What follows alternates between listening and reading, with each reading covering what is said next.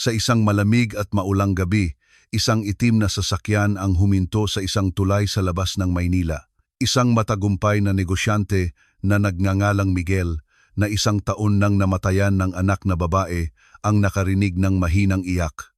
Pagbaba niya, nakita niya ang isang payat na batang babae na nasa 6 na taong gulang, suot ang isang gulanit na damit na may bulaklak habang yakap sa kanyang dibdib ang 2 kambal na sanggol. Halos hindi na sila makahinga sa sobrang lamig. Ang kanyang mga mata, puno ng takot at kawalan ng pag-asa, ay sumalubong sa tingin ni Miguel. At sa sandaling iyon, napagtanto ni Miguel na ang hindi sinasadyang pagkikitang ito ay babago sa kanyang buhay magpakailanman. Huminto si Miguel sa barandilya ng tulay, pinakikinggan ang iyak ng mga bata, hinampas ng malamig na hangin ng gabi ang kanyang mukha, ngunit mas masikip ang kanyang dibdib kaysa sa lamig ng hangin. Sa ilalim ng isang haliging semento, nakita niya ang isang munting anyo. Isang batang babae na 6 na taong gulang ang nakaupo mismo sa lupa, yakap ang 2 sanggol. Dahan-dahan siyang bumaba. Umalingaw-ngaw ang kanyang mga yapak sa walang laman na sahig. Nagulat ang bata, mas hinigpitan ang yakap sa kanyang mga kapatid at bumulong, "Kuya, huwag niyo po kami paalisin. Maging tahimik lang po kami." Ang mga salitang iyon ay tumusok sa puso ni Miguel. Sa kanyang alaala, muling lumitaw ang mukha ng kanyang anak na babae na namatay 1 taon na ang nakalipas dahil sa sakit sa puso. Ang parehong mga matang puno ng takot, ang parehong pakiusap, "Itay, wag mo akong iwan." Lumuhod siya, sinubukang magsalita ng marahan. "Ineng, anong pangalan mo? Nasaan ang mga magulang mo?" Yumuko ang bata, tinatakpan ng buhok ang kanyang mukha, walang sagot. Tanging nanginginig na mga kamay ang yumayakap sa mga sanggol. Ang isa ay marahang humihikbi, ang isa naman ay tulog, nababalutan ng manipis na tela. Si Mang Berto, ang kanyang tapat na tsuper at katulong, ay lumapit sa kanila. Natigilan siya sa nakita. 3 bata sa gitna ng halumigmig at lamig. "Diyos ko, kailangan silang dalhin agad sa ospital," bulong niya. Tumango si Miguel, ngunit umatras ang bata sa takot. "Huwag niyo po kaming ibenta, huwag niyo po kaming iwan." Ang mga salitang iyon ay tumusok sa kanya na parang patalim. Iniabot niya ang kanyang kamay, pinipigilan ang luha. "Walang mang-iiwan sa inyo. Tutulungan ko kayo. Pangako." Si Tala iyon ang ipinakilala niyang pangalan. Kalaunan ay nag-aalangang tumingin sa mata ng lalaki at matapos ang mahabang sandali ay hinayaan siyang kunin ang isa sa kanyang mga kapatid. Ang sanggol ay magaan na, parang bulak. Tinakpan ni Miguel ang mga bata ng kanyang makapal na jacket at maingat na inupo sa sasakyan. Sumunod si Tala, yakap ang isang luma at maruming supot na naglalaman ng mga basahan. Ang paglalakbay patungo sa ospital ay naging simula ng isang bagong kabanata, isang kabanata na hindi nila kailanman inakala. Sinalubong sila ng ospital ng maliwanag na ilaw at amoy ng antiseptiko. Nagmamadaling lumapit ang mga nurse sa sasakyan, maingat na inilipat ang mga sanggol sa mga stretcher. Hindi inalis ni Tala ang kanyang tingin sa mga kapatid, habang nanginginig ang kanyang payat na mga daliri. Naglakad si Miguel sa tabi niya, muling naramdaman ang sakit sa kanyang dibdib. Alaala ng araw na siya mismo ang bumuhat sa kanyang anak papasok sa ICU. "Kayo po ba ang ama?" tanong ng isang nurse habang kumukuha ng impormasyon. Ang tanong ay tumama sa kanya na parang kidlat. Natigilan siya, nanginginig ang mga labi. Ngunit tumango siya, pumirma sa mga dokumento upang agad na matanggap ang mga bata. Sa likod ng salamin ng silid, nakaupo si Tala sa isang silya malapit sa kuna, hinahaplos ang pisngi ng isa sa kanyang mga kapatid. Sa kanyang tingin ay mababasa ang pag-iingat, ngunit mayroon ding determinasyon. Tila ba ang responsibilidad ng isang matanda ay nasa kanyang mga balikat. Tinitigan ni Miguel ang tanawing ito at nanikip ang kanyang dibdib sa isang kakaiba ngunit mainit na sakit. Nang tiyakin ng doktor na wala ng panganib sa kanilang buhay, gumawa siya ng desisyon, uuwi ang mga bata kasama niya. Umiling lang si Mang Berto, ngunit nanatiling tahimik. Pumasok ang sasakyan sa isang marangyang tahanan sa gitna ng gabi. Ang bahay ay walang laman at malamig. Mula nang mamatay ang kanilang anak 1 taon na ang nakalipas, wala nang halakhak ng bata doon. Si Isabel, asawa ni Miguel, ay nakaupo sa sala, maputla at nakalugay ang mahabang buhok. Tumayo siya nang makita ang kanyang asawa kasama ang mga bata at nanlaki ang kanyang mga mata. Anong ibig sabihin nito? Nanginginig ang kanyang boses sa takot at galit. Nagdala ka ng mga anak ng iba sa bahay natin. Hindi ko sila kayang iwanan. Sagot ni Miguel na may paos na boses. Maingat na inihiga ang mga sanggol sa sopa. Kung nakita mo lang sila, mamamatay sila sa ginaw. Ikinuyom ni Isabel ang kanyang mga kamao. Sa kanyang mga mata ay nag-aapoy ang sakit. Paano naman ako? Naisip mo ba ako? Na sa bahay na ito, narito pa rin ang anino ng anak natin. Gusto mo siyang palitan ng mga anak ng iba. Narinig ni Tala ang bawat salita.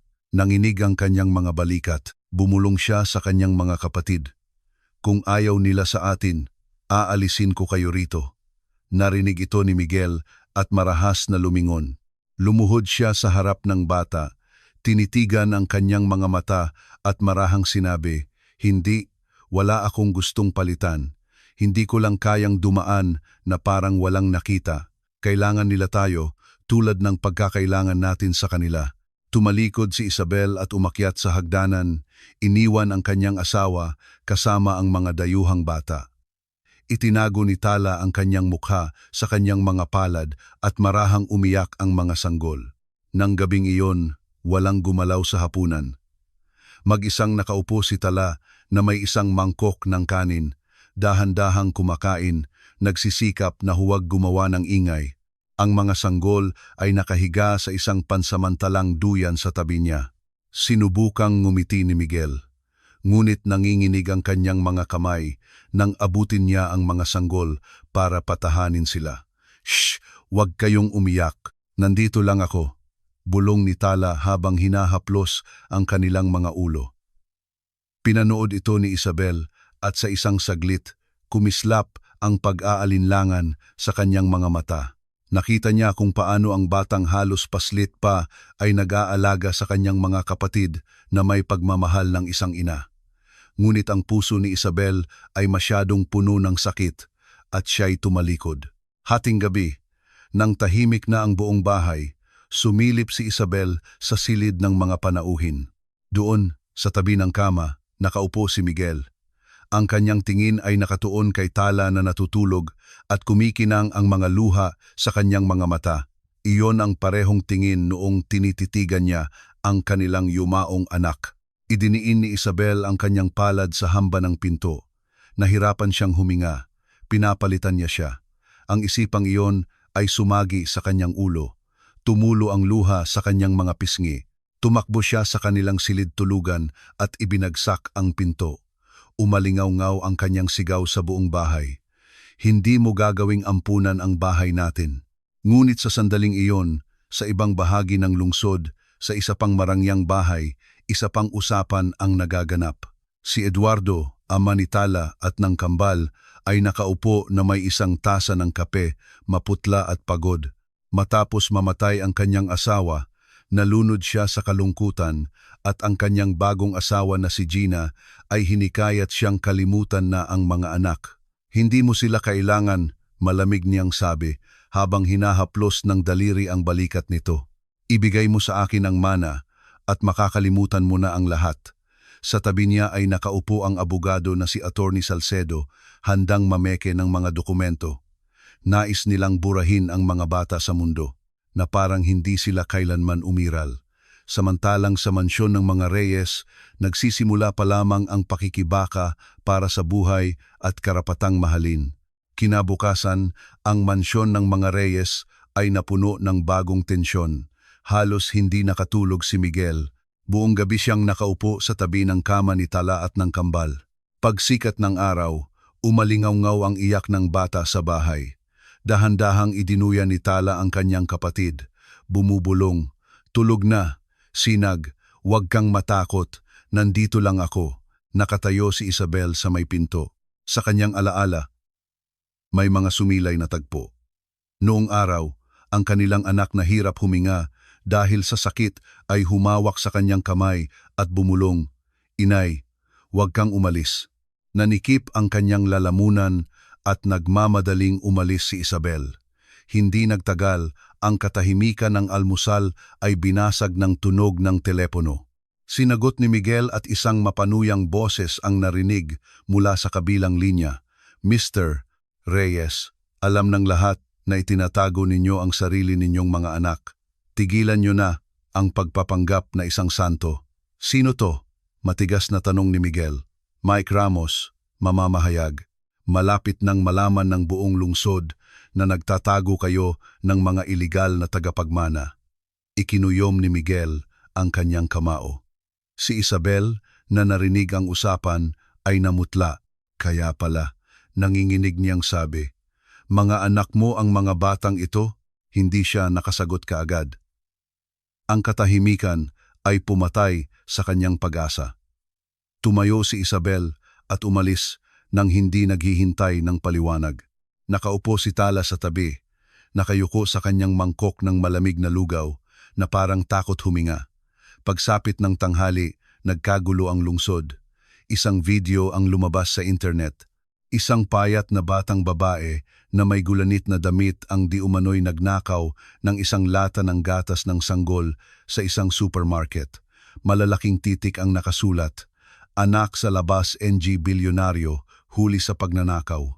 Sa mansyon, inihagis ni Isabel ang kanyang telepono sa mesa. "Masaya ka na, pinagtatawanan na tayo ng buong lungsod." Sigaw niya sa asawa.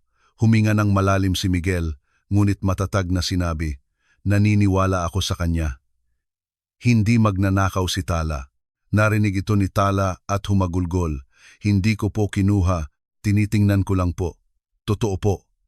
Nang gabing iyon, tinipon ng bata ang kanyang mga basahan sa isang supot at sinubukang ilabas ang kanyang mga kapatid sa likod bahay. "Walang may kailangan sa atin. Umalis na tayo," bulong niya. Ngunit sa may pintuan ay nakatayo si Isabel, may luha sa kanyang mga mata. "Huwag kang umalis," bulong niya, napaluhod. "Manatili ka, Tala. Bigyan mo ako ng pagkakataon." Humagulgol ang bata sa kanyang balikat. Ang pader sa pagitan ng babae at ng kanyang ampon ay nagsimulang gumuho. Nang gabing iyon, nakatanggap si Miguel ng subpena. Kinabukasan, pagpapasyahan ng korte ang kapalaran ng mga bata. Puno ang korte. Isang hukom na may puting buhok at matigas na tingin ang nag-anunsyo ng pagsisimula ng paglilitis. Si Attorney Salcedo ay kumpiyansang ipinakita ang ebidensya sa isang screen ang video. Nagbulungan ang mga tao, "Tingnan mo, nagnakaw nga." Ngumisi si Salcedo, "Kagalang-galang na hukom, problemado ang mga batang ito. Ang lugar nila ay sa ampunan." Umakyat sa witness stand si Ginang Ocampo, ang pinuno ng ampunan na tumanggap ng suhol mula kay Gina. Malamig siyang nagsabi, "Nakita ko si Tala na inagaw ang bote mula sa kanyang kapatid, isang malupit na bata."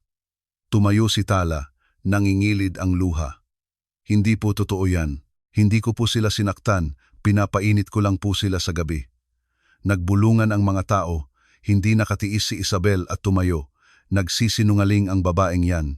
Ako mismo ang nakakita kung paano hindi natutulog si Tala sa gabi. Idinuduyan ang kanyang mga kapatid at hinahati ang huling piraso ng kanin para sa kanila." Natahimik ang lahat. Napalingon ang mga tao sa kanya. Nagulat na ang asawa ni Miguel ay ipinagtatanggol ang mga bata. Gusto nang ipagpatuloy ng hukom ang paglilitis. Ngunit biglang tumayo ang isang matandang saksi. Si Lola Remedios, isang matandang may puting buhok, dating kapitbahay ng pamilya Santos. Nakasandal siya sa isang tungkod, ngunit matatag ang kanyang boses. "Nakita ko kung paano pinalayas ni Eduardo at ng kanyang bagong asawa ang mga bata sa gitna ng malakas na ulan. Nagmamakaawa ang bata. Itay, huwag mo akong iwan." At isinara niya ang pinto. Nagkagulo ang korte. Si Eduardo, na nakaupo sa tabi ni Gina, ay yumuko. Nanginig ang kanyang mga balikat. Namutla sa galit si Gina. "Sinungaling," sigaw ni Salcedo. Walang ebidensya. Magkakaroon ng investigasyon, matigas na sabi ng hukom. Ipinukpok ang kanyang martilyo, ipinagpaliban ang paglilitis. Mahigpit na niyakap ni Miguel si Tala. Nanginginig siya. Ngunit sa unang pagkakataon, may kumislap na pag-asa sa kanyang mga mata. Kinabukasan, hinalughog ng mga pulis ang opisina ni Salcedo. Natagpuan ang mga peking dokumento at mga money transfer sa account ni Ginang Ocampo. Ipinakita sa balita ang mga kuha, dinala ang abogado na nakaposas, inaresto ang pinuno ng ampunan dahil sa panunuhol. Ang mamamahayag na si Mike Ramos na nag-upload ng peking video ay lumabas sa telebisyon. Humihingi ako ng paumanhin kay Mr. Reyes at sa batang si Tala. Ang video ay peke. Sa mansyon, nakaupo si Tala sa tabi ni Miguel. Tinitingnan ng bata ang screen, ngunit mahigpit na hawak ng kanyang munting kamay ang mga daliri nito. Alam na niya ngayon na hindi siya bibitawan. Samantala, si Eduardo, ang kanyang tunay na ama, ay lumapit sa kanyang anak sa pasilyo ng korte. Pula ang kanyang mga mata. Tala, patawarin mo ako. Nawala sa akin ang nanay ninyo at nawala ako sa sarili. Nagkamali ako ng malaki. Bumalik ka na sa akin. Umatras ang bata, kumapit sa manggas ni Miguel. Ayoko pong bumalik, bulong niya. May tatay na po ako. Bumuhos ang luha mula sa mga mata ni Eduardo. Tinakpan niya ang kanyang mukha ng mga kamay at lumuhod, ngunit huli na ang lahat. Ang tiwala ng kanyang anak ay nasunog ng gabing iyon nang palayasin niya ito sa ulan. Si Gina ay dinala na ng mga pulis diretso mula sa korte. Sumisigaw siya, nagpupumiglas, magulo ang kanyang buhok. Kasalanan niya ang lahat. Dahil sa batang yan, nawala ang lahat sa akin. Maghihiganti ako. Kinunan ng mga mamamahayag ang kanyang pagkahulog sa kabaliwan. Samantalang niyakap ni Miguel si Tala sa kanyang dibdib at bumulong, wala nang mananakit sa iyo, kailanman. Sa tabi niya ay nakatayo si Isabel, karga ang isang sanggol. Sa kanyang mga mata, sa unang pagkakataon pagkatapos ng mahabang panahon, hindi lang sakit, kundi isang tahimik na init. Nang gabing iyon, sa bahay na kamakailan lang ay puno ng kawalan, muling narinig ang tawanan. Ngumiti si Tala, mahiyain, ngunit totoo. Tinitigan siya ni Miguel at naramdaman niyang muli siyang naging isang ama. Ang umaga pagkatapos ng paglilitis ay nagdala ng bagong pagsubok. Nag-ingay ang mga diaryo at news sites. Sensasyon. Mga batang natagpuan sa ilalim ng tulay, sentro ng drama sa korte. Ang larawan ni Tala at ng kambal ay nasa lahat ng dako. Ang ilan ay nagsulat ng munting magnanakaw, ang iba naman ay biktima ng sinismo ng mga matatanda. Nakaupo si Miguel sa kanyang opisina, nakikinig sa mga tawag mula sa mga stockholder. Kailangan mong di umanong lumayo sa iskandalong ito, sigaw ng isa sa kanila sa telepono. Bumagsak ang stocks, nawalan tayo ng bilyon-bilyon. Nanahimik si Miguel. Pagkatapos ay matatag na sinabi, hindi ko ipagkakanulo ang mga bata. Kung gusto ninyong ibenta ang inyong shares, bibilhin ko. Ang kanyang mga salita ay parang isang hamon. Ang ilan ay napahiya. Ang iba ay nagalit, ngunit walang nangahas na tumutol pa. Samantala, sa mansyon, nakatayo si Isabel sa kusina. Naalala niya kung paano niya narinig noong gabing iyon ang bulong ni Tala sa kanyang mga kapatid. Huwag kayong matakot, hindi ko kayo iiwan. At sa unang pagkakataon, matapos ang mahabang panahon, may gumalaw sa puso ng babae. Nagluto siya ng simpleng lugaw at siya mismo ang naglagay ng plato sa harap ng bata. Salamat po, bulong ni Tala. Halos hindi magalaw ang kutsara. Tumalikod si Isabel upang itago ang kanyang mga luha. Ngunit sa loob niya, alam niyang nagsisimula ng matunaw ang yelo. Makalipas ang ilang araw, ipinakita ng mga pulis ang ebidensya ng pamemeke. Ipinakita sa balita ang mga kuha. Dinala si Attorney Salcedo na nakaposas. Si Ginang Ocampo ay inakusahan ng panunuhol. Humingi ng paumanhin si Mike Ramos sa harap ng kamera. Nanginginig ang kanyang boses. Tinitigan ni Tala ang screen at hindi makapaniwala. Sa unang pagkakataon, naramdaman niyang nasa panig niya ang katotohanan, ngunit hindi pa tapos ang bagyo. Nang gabing iyon, dumating muli ang mga pulis. Bukas ang pagpapatuloy ng paglilitis tungkol sa custody. Maghanda kayo. Mahigpit na hinawakan ni Miguel ang mga dokumento. Niyakap ni Isabel ang mga sanggol, tumango sa kanyang asawa. Kailangan nating lumaban ng magkasama. Mas puno pa ang korte. Kumikislap ang mga kamera, nagbubulungan ang mga mamamahayag. Inanunsyo ng hukom ang pagpapatuloy ng paglilitis. Wala na si Salcedo. Ang kanyang upuan ay bakante. Ngunit ngayon, si Eduardo ang nagsasalita. Mukha siyang pagod. Tila tumanda ng 10 taon. Nanginginig ang kanyang boses. Akin ang mga batang ito. Nagkamali ako nang palayasin ko sila. Humihingi ako ng tawad kay Tala. Gusto ko silang bumalik. Umatras si Tala at isinubsob ang mukha sa balikat ni Miguel. Hindi po ako sasama sa kanya, bulong niya. May tatay na po ako. Tumingin ng matalim ang hukom kay Eduardo. Ang iyong pagkakamali ay kinumpirma ng mga testimonya. Ang iyong mga salita ay walang gaanong bigat. Tinakpan ni Eduardo ang kanyang mukha ng mga kamay at umiyak, ngunit nagsasalita na ang hukom sa mga panig. Susuriin ng korte ang posibilidad na ibigay ang custody kay Mr. Reyes at sa kanyang asawa. Nagbulungan ang mga tao. Sa unang pagkakataon, tumayo si Isabel at matatag na sinabi, "Kinukumpirma ko, ang mga batang ito ay bahagi na ng aming pamilya." Lahat ay napalingon. Ang kanyang pag-amin ay naging isang sorpresa. Umiyak si Tala at niyakap si Isabel.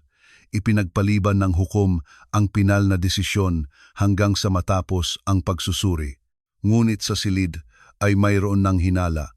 Malapit na ang wakas, ngunit hindi sumuko ang mga kaaway. Si Gina, na nawalan ng suporta, ay nag-iskandalo sa harap ng korte.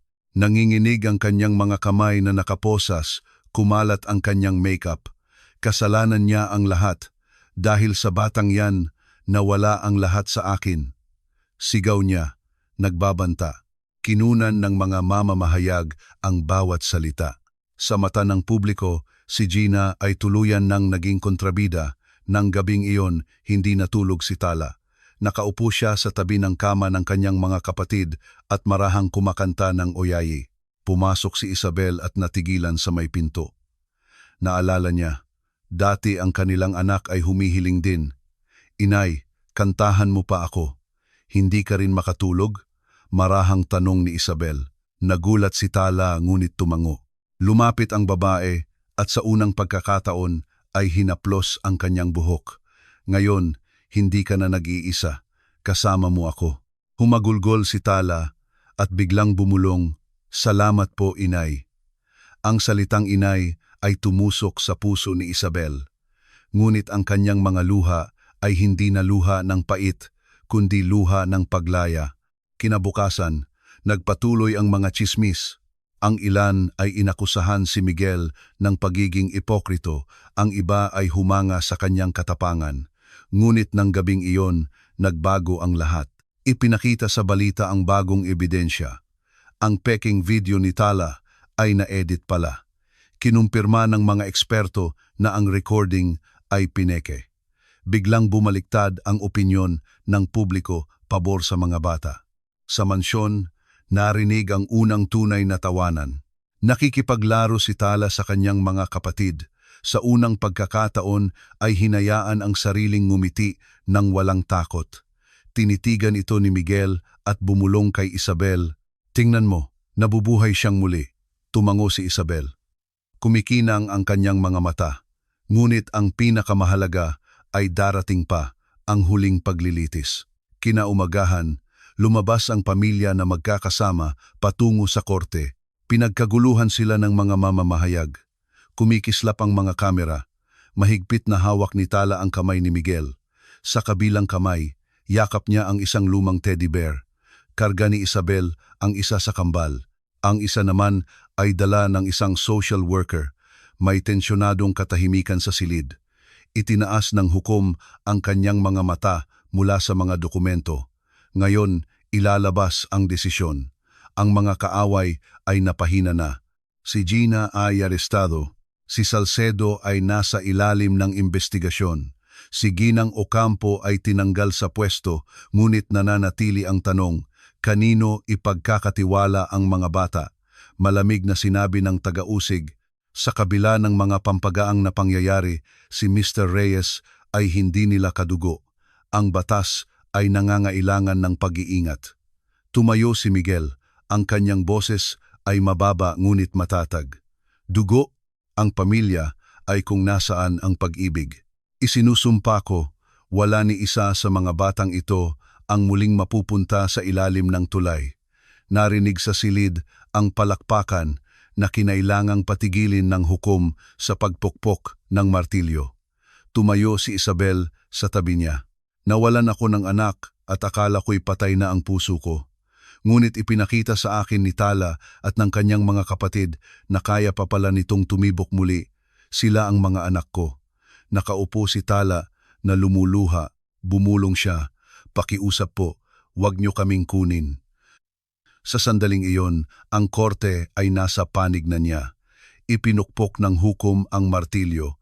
Magdedelibera ang korte. Iaanunsyo ang desisyon bukas. Nang gabing iyon, bumalik ang pamilya sa bahay.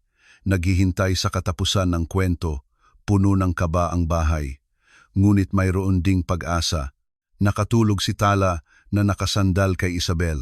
Nakaupo si Miguel sa tabi nila. Sa unang pagkakataon sa loob ng 1 taon ay naramdaman ang init ng isang pamilya. At sa lungsod, libu-libong tao, ang iisa lang ang pinag-uusapan. Mahahanap kaya ng munting bata ang isang tunay na tahanan? Makulimlim ang umaga. Nababalot ng makakapal na ulap ang langit. Sa harap ng korte, nagtipo ng mga tao, mga mamamahayag, mga usyosong dumadaan, lahat ay naghihintay. Sino ang makakakuha ng custody sa mga bata? Bumaba si Miguel sa sasakyan na may maayos na itim na suit. Hawak ni Tala ang kanyang kamay, yakap ang isang teddy bear sa kanyang dibdib, karga ni Isabel ang isang sanggol, ang isa naman ay dala ng social worker. Pumasok ang pamilya sa korte sa ilalim ng 12-dosenang kislap ng kamera. Umupo ang hukom sa kanyang pwesto, natahimik ang lahat. Narinig na ng korte ang lahat ng panig, sinuri ang mga ebidensya. Si Attorney Salcedo ay napatunayang nagkasala ng pamemeke ng dokumento. Si Ginang Ocampo ay tumanggap ng suhol. Si Gina Santos ay arestado. Si Eduardo Santos ay binitiwan na ang kanyang karapatan bilang magulang sa pamamagitan ng sariling pahayag. Nagbulungan ang mga tao. Nakaupo si Eduardo na nakayuko. Pula ang kanyang mga mata. Si Gina na nakaposas ay sumitsit lamang. Nagpatuloy ang hukom. Isinasaalang-alang ang mga pangyayari, itinuturing ng korte na nararapat na ibigay ang custody kina Tala, Sinag at Aki sa mag-asawang Reyes. Hindi agad naintindihan ni Tala ang sinabi, kumurap siya, saka tumingin kay Miguel. Yumuko ito at marahang sinabi, ngayon, anak na namin kayo magpakailanman. Humagulgol ang bata at mahigpit siyang niyakap. Lumapit si Isabel, niyakap silang dalawa at bumulong, may mga anak na ulit ako. Narinig sa silid ang palakpakan, maging ang ilang mamamahayag ay nagpunas ng mata. Lumipas ang ilang linggo, nagbago ang mansyon ng mga Reyes, kung saan dati ay tahimik, ngayon ay may tawanan. Natututong magbasa si Tala, katabi si Isabel. Nakikipaglaro si Miguel sa kambal, itinataas sila sa kanyang mga kamay.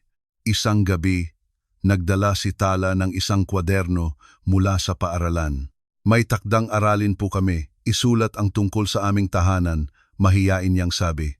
Ngumiti si Miguel. At anong isinulat mo? Binuksan ni Tala ang pahina at malakas na binasa.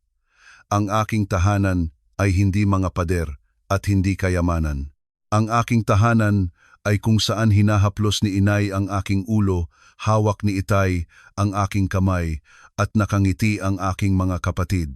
Ang aking tahanan ay kung saan walang nang iiwan. Nanatili sa katahimikan ang mga salita. Tinakpan ni Isabel ang kanyang mukha ng mga palad, tumutulo ang luha sa kanyang mga pisngi. Mahigpit na niyakap ni Miguel ang bata. Iyan ang pinakamagandang tahanan na maiisip, sabi niya na may paos na boses. Nagdala ng mga bagong kulay ang tag-araw. Sa hardin ng mansyon, namulaklak ang puno ng mangga at tumatakbo si Tala kasama ang kanyang mga kapatid sa gitna ng mga namumulaklak na sanga. Nakatayo si Isabel sa terasa at tinitingnan sila. Sa kanyang puso, sa unang pagkakataon pagkatapos ng maraming taon, walang sakit, tanging pasasalamat. Lumapit si Miguel at inakbayan ang asawa. Pamilya na ulit tayo, sabi niya. At iyon ang pinakamahalaga. Ngumiti si Isabel at tumango. Alam niyang hindi mawawala ang mga sugat ng nakaraan, ngunit hindi na nila kokontrolin ang kanyang buhay. At si Tala, tumatawa, hawak ang mga kamay ng kanyang mga kapatid. Para sa kanya, nagsisimula pa lang ang lahat. Mayroon siyang tahanan, pamilya, at isang hinaharap na hindi niya kailanman pinangarap. At ang araw na tumagos sa mga ulap ay sumikat sa kanilang lahat na may malambot na ginintuang liwanag, isang simbolo ng bagong buhay.